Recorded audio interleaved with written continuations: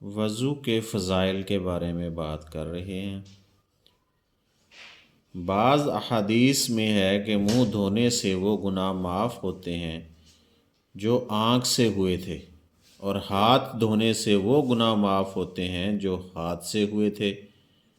اور پیر دھونے سے وہ گناہ معاف ہوتے ہیں جو پیر سے ہوئے تھے۔ گویا میل کے ساتھ گناہ بھی دھل جاتے ہیں، یہاں تک کہ آدمی وضو کے بعد گناہوں سے پاک ہو جاتا ہے۔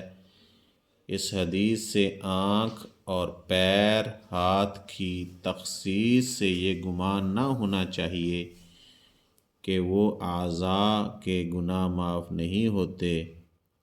اس لیے بعد میں فرمایا گیا ہے کہ وضو کرنے کے بعد گناہوں سے پاک ہو جانا، اور دوسری حدیثوں میں بدن کا لفظ ہے جو تمام اعضاء پر بولا جاتا ہے۔ ایک اور حدیث میں نبی کریم صلی اللہ علیہ وسلم نے فرمایا کہ جو کوئی مسنون طریقے سے وضو کرے اور اس کے بعد کلمہ شہادت پڑھے،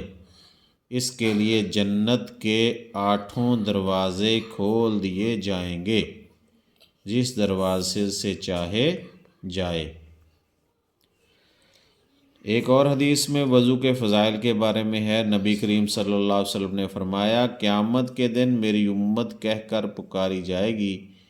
اس لیے کہ وضو کا پانی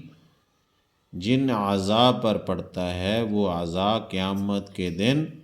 نہایت چمکدار اور روشن ہو جائیں گے۔